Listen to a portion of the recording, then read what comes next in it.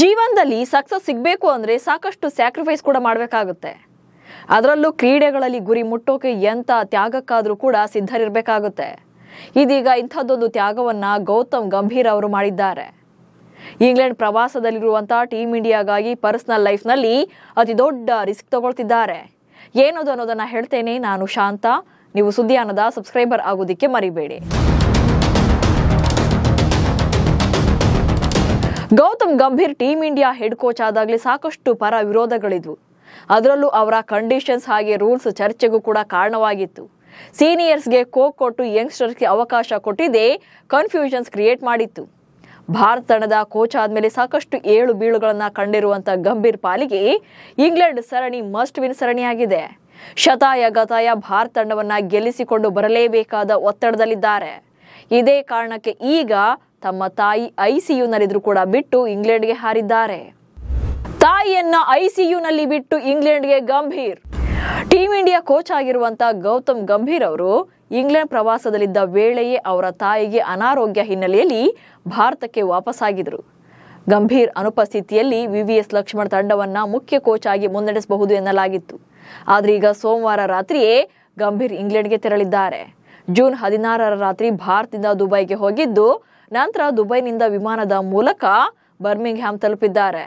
ಭಾರತ ತಂಡದ intra squad ಪಂದ್ಯ ನಿಗದಿತ ಸಮಯಕ್ಕಿಂತ ಒಂದು ದಿನ ಮೊದಲೇ ಕಂಪ್ಲೀಟ್ ಆಗಿದ್ದು ಭಾರತ ತಂಡ ಜೂನ್ 16ರಂದು ರೆಸ್ಟ್ ಪಡೆಯಲಿದೆ. ಜೂನ್ 17ರಂದು ಹೆಡಿಂಗ್ಲಿಗೆ ತೆರಳಲಿದ್ದು ಅಲ್ಲಿ ಗೌತಮ್ ಗಂಭೀರ್ ತಂಡವನ್ನ ಸೇರಿಕೊಳ್ಳಲಿದ್ದಾರೆ.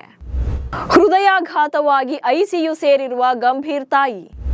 ಇನ್ನು ಗೌತಮ್ ಗಂಭೀರ್ ಅವರ ತಾಯಿ ಸೀಮಾ ಗಂಭೀರ್ ಅವರು ಜೂನ್ 11ರಂದು ಹೃದಯಾಘಾತಕ್ಕೊಳಗಾಗಿದ್ರು. ಹೀಗಾಗಿ ಅವರನ್ನ ಕೂಡಲೇ ದೆಹಲಿಯ ಆಸ್ಪತ್ರೆಗೆ ದಾಖಲಿಸಿ ಐಸಿಯುನಲ್ಲಿ ಚಿಕಿತ್ಸೆ ನೀಡಲಾಗ್ತಾ ಇತ್ತು. ಆ ಸುದ್ದಿ ಕೇಳಿದ ನಂತರ ಗಂಭೀರ್ ತರಾತುರಿಯಲ್ಲಿ ಭಾರತಕ್ಕೆ ವಾಪಸ್ಸಾಗಿದ್ರು. ವರದಿಗಳ ಪ್ರಕಾರ ಗಂಭೀರ್ ಅವರ ತಾಯಿ ಇನ್ನೂ ಕೂಡ ಐಸಿಯುನಲ್ಲಿದ್ದಾರೆ. ಆದ್ರೆ ಇದರ ಹೊರತಾಗಿ ಕೂಡ ಗಂಭೀರ್ ಇಂಗ್ಲೆಂಡ್ಗೆ ಮರಳೋಕೆ ನಿರ್ಧಾರ ಮಾಡಿದ್ದಾರೆ. ಭಾರತ ಮತ್ತು ಇಂಗ್ಲೆಂಡ್ ನಡುವಿನ 5 ಟೆಸ್ಟ್ ಪಂದ್ಯಗಳ ಸರಣಿ ಜೂನ್ 20ರಿಂದ ಪ್ರಾರಂಭ ಆಗಲಿದೆ. ಟೀಮ್ ಇಂಡಿಯಾದ ಹೊಸ ಟೆಸ್ಟ್ ನಾಯಕ ಶುಭ್ಮನ್ ಗಿಲ್ ನೇತೃತ್ವದಲ್ಲಿ ಈ ಪ್ರಯಾಣ ಹೆಡಿಂಗ್ಲಿಯಿಂದ ಪ್ರಾರಂಭವಾಗಲಿದೆ.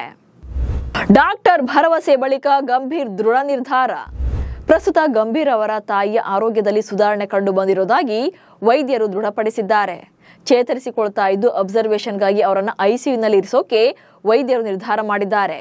ಜೂನ್ 11ರಂದು ಗಂಭೀರ್ ಅವರ ತಾಯಿಗೆ ಹೃದಯಾಘಾತವಾಗಿತ್ತು. ಸುದ್ದಿ ತಿಳಿದಂತ ಗಂಭೀರ್ ಮರುದಿನವೇ ಭಾರತಕ್ಕೆ ಮರಳಿದ್ರು.